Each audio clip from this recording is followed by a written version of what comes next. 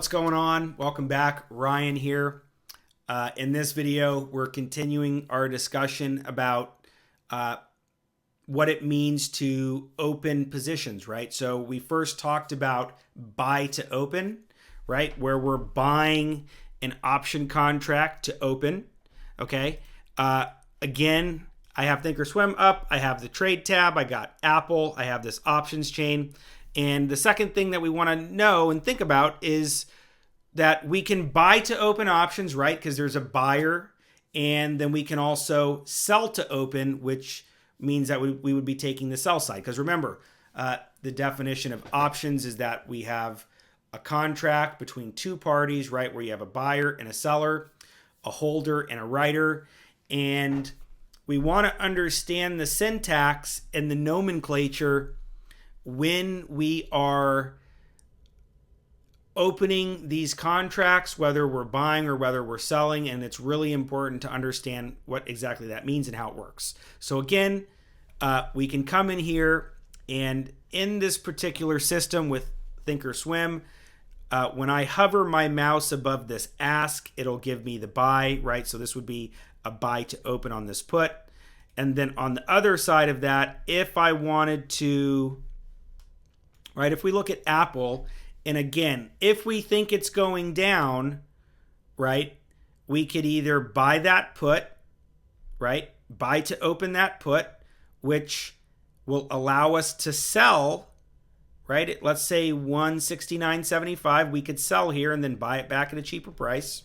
And on the other side of that is the sell, right? If we wanted to sell an option to take advantage of a downward move, we could come in here and sell a call, right? So I click on this call, and what's great about Thinkorswim is it's very easy to see, right? The buy versus the sell, right? So if we change this to a buy, it's green. If we change this to a sell, it's red.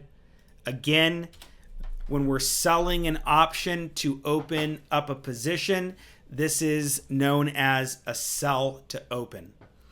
The reason why this is important is because you have to do different things when you close positions, which is what we're going to see in the next video.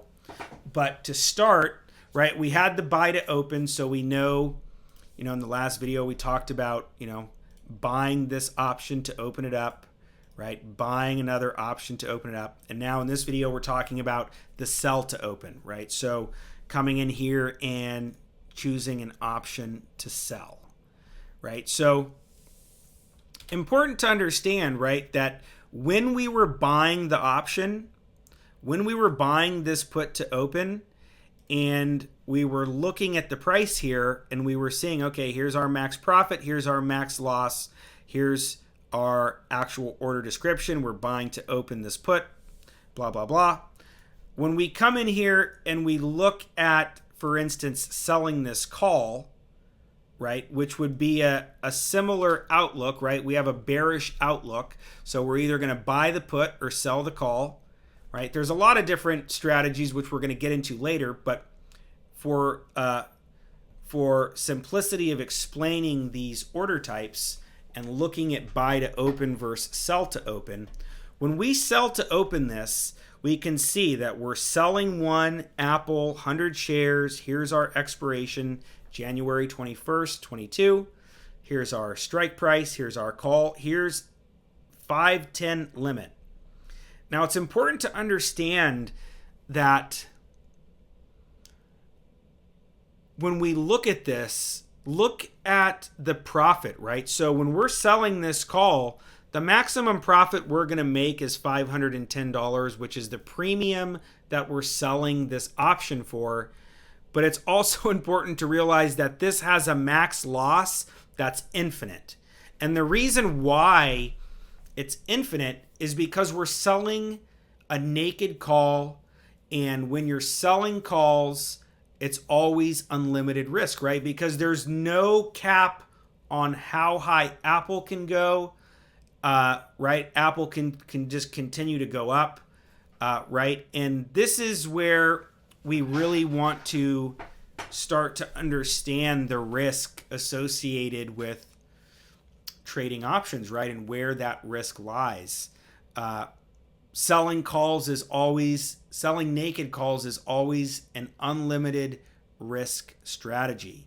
I personally do not recommend to sell naked calls, right? Unless you already own the shares, right? Which would be a covered call, which we're going to get into that strategy in the next section. But for this video, for the last video, remember, there are buyers and sellers of options. We can either buy to open the option, right, where we're paying that premium. We're buying the call or the put. We're buying the right to do something, but not the obligation.